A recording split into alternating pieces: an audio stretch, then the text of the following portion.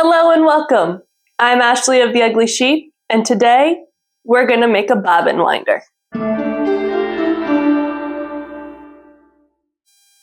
The most expensive part about this bobbin winder is the drill you will need.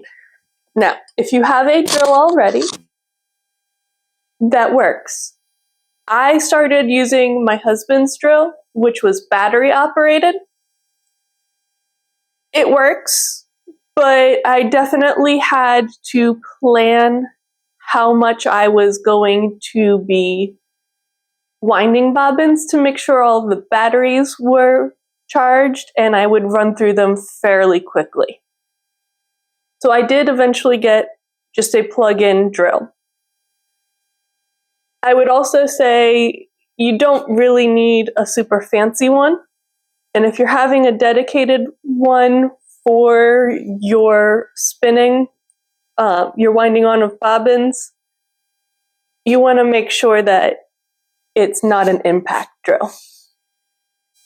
What I did when I was getting ready to do this is I took my bobbin with me to the hardware store and I got a bolt that fit the bobbin without a lot of wiggle room so that it didn't get a lot of wobble. The two nuts that go with the bolt, two metal washers that fit the bolt, and two rubber washers. So the first nut gets wound all the way on the bolt, and then the metal washer and the rubber washer get put on. And the rubber washer usually fits pretty tight, so that should hold your metal washer on. And this helps create a nice steady base that won't do any damage to your plastic bobbin. Using it's actually really simple. I leave the first nut washer and rubber washer on all the time. So I just have to put on my bobbin, the second rubber washer, the second metal washer, and then the second nut. And you just put that on and secure it until it's tight so that nothing moves. And then you just put it in your drill and tighten. If you start winding on your yarn and it goes the wrong way, you can just use the mechanism to change which way the drill spins.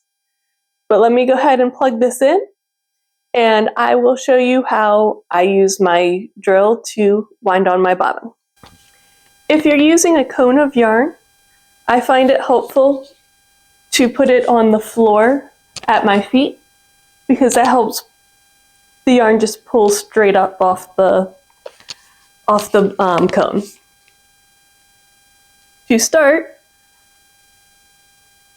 I try not to get myself tangled, and then I just wrap it on a few times so that the yarn holds, so that I can kind of hold the yarn as it is wound on. And then I use very little pressure to get this to run so that it doesn't go too fast.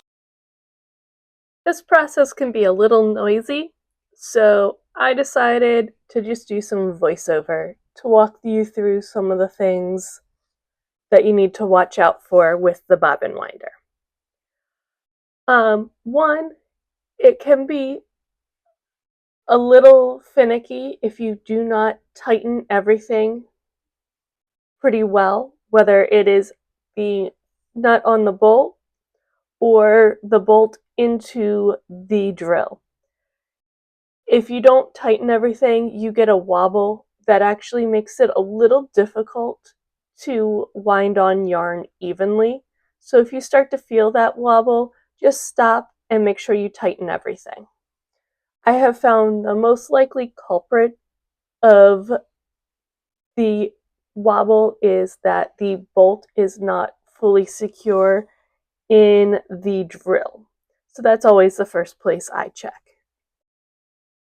Another thing that you want to be mindful of is how you're winding on the yarn. As you can see here, I'm working in small sections and I'm winding on, kind of going back and forth somewhat evenly over that small section until enough yarn has built up so that the whole bobbin has yarn wound on in a somewhat even amount and without too much tension. This will allow it to come off of the bobbin very smoothly and evenly. And you don't want to put a lot of pressure pulling on the yarn. You just want to be guiding the yarn as it is winding on so that you are not creating areas where yarn sinks down below yarn that was wound on earlier. And lastly, like in all bobbin winding, you want to make sure you do not overload your bobbins. That just prevents it from spinning freely in your shuttle, and it will not be as nice to weave with until you get that excess off of your bobbin. And as you can see, it is a very quick process because in this video you have seen me wind an entire bobbin in real time without speeding up or cutting out parts of the bobbin winding process.